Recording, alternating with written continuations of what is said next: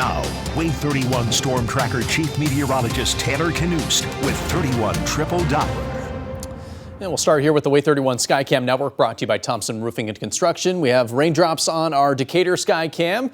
Temperature there 38 degrees, so I don't anticipate this is going to freeze on the camera, and that's going to be the case across the area, with a good chance that we see rain not at least immediately freeze on the pavement. The exception may be on snow-packed roads where the ground temperatures are a little colder. Might see some of that turn to ice, another layer of ice here sooner than later. Here's a look at several DOT cameras. I-65 at Athens, traffic moving along just fine there. Still some snow-packed roads around Florence. That's where the heaviest of the snow and ice fell earlier this week. Over in Decatur, we're looking at mainly wet roadways on the main roads, and then over in Madison, that's I-565 near County Line Road.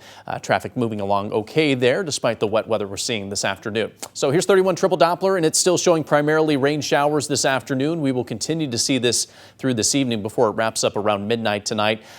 Most of our temperatures are above freezing, so I expect most of our roads to be okay. Now, the side streets that are already a mess, we may get an additional light coating of ice on top of that.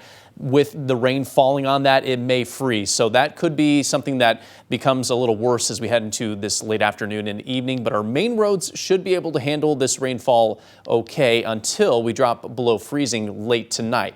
I expect us to dry out again late tonight, and by tomorrow morning we are dry, and it should be a dry day tomorrow across North Alabama with some sunshine expected on Friday. Here is the forecast tomorrow. We will start the day near freezing, and we're actually going to trend cooler throughout the day.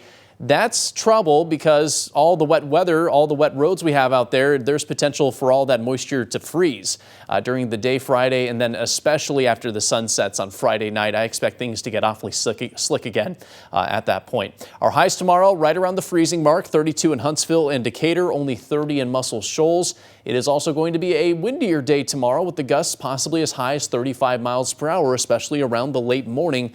So that's only going to make it even less comfortable than it already will be. We're talking about wind chills that will only top out in the low 20s. By mid-afternoon, we're feeling like the teens, and then it's going to get ugly again on Friday night. Single-digit wind chills expected by Friday evening. We will see those wind chills likely drop near or below zero on late Friday night and early on Saturday. Another push of very cold air coming our way. It's possible the wind chill could drop as low as 10 below on Saturday morning, and it's going to be breezy and cold through much of the day on Saturday. Wind chill advisory will be in effect from 10 p.m. Friday through noon on Saturday.